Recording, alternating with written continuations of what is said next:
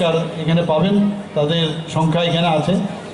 এবং আমাদের এখানে বসে থাকলে হবে না, খালি পড়াশোনা পড়াশোনা পড়াশোনা করতে হবে, কিন্তু পড়াশোনা করার পরও খেলাধুলার সাথে যদি আমরা আরও বেশি যুক্ত হতে পারি, আমি বলবো সবাইকে যে অবশ্যই আমাদের খেলাধুলার মধ্যে নিজের প্রতিভাকে, যেটা পড়াশোনার মাধ্যমে নিজের প্রতিভাকে যতটুকু মানে প্রকাশিত করা যায়, তার থেকে খেলাধুলার মাধ্যমে কিন্তু অনেক বেশি সেখানে নিজেকে প্রতিষ্ঠিত করা যায়। এখনই সেই যুগ এসছে এখানে, এবং আমি আশা করি সেইভাবে যারা কোচিং যারা দিচ্ছেন, কোচ যারা আছেন, তারাও নিজেদেরকে আরও আপডেট করবে, যে নতুনত্ব যে কোচিংয়ের যে পদ্ধতিগুলো আছে সেগুলো নিজেরা সেটাকে জেনে, যারা স্টুডেন্ট আছে, যারা প্লেয়াররা আছেন, তাদেরকেও সেভাবে দেওয়া।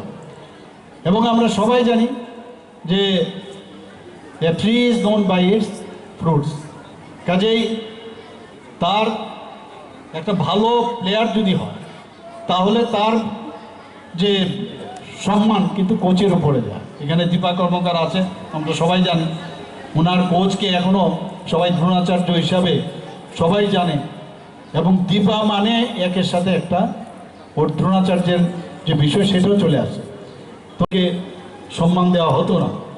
কিন্তু আমাদের সরকার 2018-তে যখন আমাদের সরকার যে বিজেপি নেতৃত্বাধীন সরকার আসার পর, যেটা একটু আগে বললেন যে আমরা অনেক স্পোর্টসম্যানদের জন্য অনেক প্রকল্প আমরা করেছি। মুখ্যমন্ত্রী ক্রীড়া উন্নয়ন প্রকল্প আমরা করেছি, মুখ্যমন্ত্রী ক্রীড়া প্রতিভা অন্বেষণ সেটা করেছি, মুখ্যমন্ত্রী ক্রীড়া প্রতিভাশালী প্রকল্প সেগুলো আমরা করেছি। এখানে বলা হয়েছে যারা ফার্স্ট হবে তাদেরকে 1 লাখ টাকা দেওয়া হবে, যারা সেকেন্ড হবে 50,000 টাকা দেওয়া হবে, যারা থার্ড হবে 25,000, সেটা হচ্ছে ব্যক্তিগত বিভাগে। আর যদি টিমভাবে যদি দলগতভাবে হয় সেখানেও 50,000, 25,000 এবং 12,500 টাকা, 12,500 টাকার মতো সেভাবে আর্থিক অনুদান দেওয়ার ব্যবস্থা আছে। তো আমরা